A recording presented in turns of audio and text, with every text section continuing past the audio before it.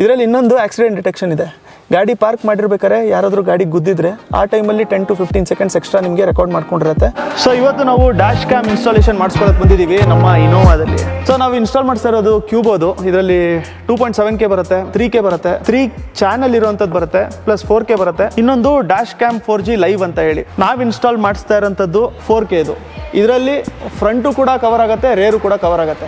Dash ಕ್ಯಾಮಿನ ಒಂದು USP ಏನಿರುತ್ತೆ ಅಂತಂದ್ರೆ ಮೇನು ನಂಬರ್ ಪ್ಲೇಟ್ನ ಕ್ಯಾಪ್ಚರ್ ಮಾಡ್ಕೊಳ್ಳೋಕೆ ಇಡುವಂಥದ್ದು. ಸೊ ಈ ಫ್ರಂಟ್ ಮಾಡ್ಯೂಲ್ ಬಂದ್ಬಿಟ್ಟು 8 ಮೆಗಾಪಿಕ್ಸೆಲ್ ಇದೆ. ಇದು 4K ನಮಗೆ ರೆಕಾರ್ಡ್ ಮಾಡುವಂಥದ್ದು. ಇದರಲ್ಲಿ ಆ ಹೊಸ ಸ್ಟಾರ್ ವಿಸು ಸೆನ್ಸರ್ ಇರೋದು, ಪ್ಲಸ್ ಇದು ಅಲ್ಟ್ರಾ ವೈಡ್ ರೆಕಾರ್ಡ್ ಮಾಡುತ್ತೆ.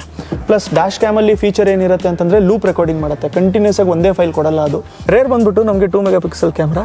ಇದು ನಮಗೆ ಫುಲ್ HD ರೆಕಾರ್ಡ್ ಮಾಡುತ್ತೆ, 4K ಮಾಡಲ್ಲ. ಮತ್ತು ಇದು ವೈಡ್ ಇರುತ್ತೆ ಸೆನ್ಸರು. ಸೊ ಈಗ ವೈರಿಂಗ್ ಕನೆಕ್ಷನ್ಸ್ ಎಲ್ಲದೂ ಕೂಡ ಆಗಿದೆ, ಕಂಪ್ಲೀಟಾಗಿ ಕನೆಕ್ಷನ್ಸು ಲೇಔಟ್ ಮಾಡ್ಕೊಂಡಿದ್ದಾರೆ. ಇಲ್ಲಿಂದ ವೈರ್ಸ್ ಎಲ್ಲ ಹೋಗುತ್ತೆ ರೇರಿಗೆ. ಫ್ರಂಟ್ಗೆ ನೀಟಾಗಿ ವೈರ್ಸ್ನ ಫ್ರಂಟ್ ಕೊಟ್ಟಿದ್ದಾರೆ, ಅಂತಂದರೆ ಮಿರರ್ ಏನಿದೆಯಲ್ಲ ಅದ್ರ ಕೆಳಗಡೆನೇ ಕೊಡಬೇಕು ಅಂತ ಕೊಟ್ಟಿದ್ದಾರೆ. ಸೊ ಫ್ರಂಟ್ ರೆಕಾರ್ಡಿಂಗ್ ಅಲ್ಲಿಂದ ಇರುತ್ತೆ, ರೇರ್ ರೆಕಾರ್ಡಿಂಗು ಗ್ಲಾಸ್ ಮೇಲೆ ಅಂಟಿಸಿರ್ತಾರೆ. ಸೊ ಇಲ್ಲಿ ಸ್ಕ್ಯಾನರ್ ಕೊಟ್ಟಿರ್ತಾರೆ. ಸ್ಕ್ಯಾನ್ ಮಾಡಿದ ತಕ್ಷಣ ನಿಮ್ಗೆ ಅಪ್ಲಿಕೇಶನ್ ಡೌನ್ಲೋಡ್ ಆಗುತ್ತೆ. ಅಪ್ಲಿಕೇಶನ್ ಹೆಸರು ಕ್ಯೂಬೋ ಪ್ರೋ ಅಂತ.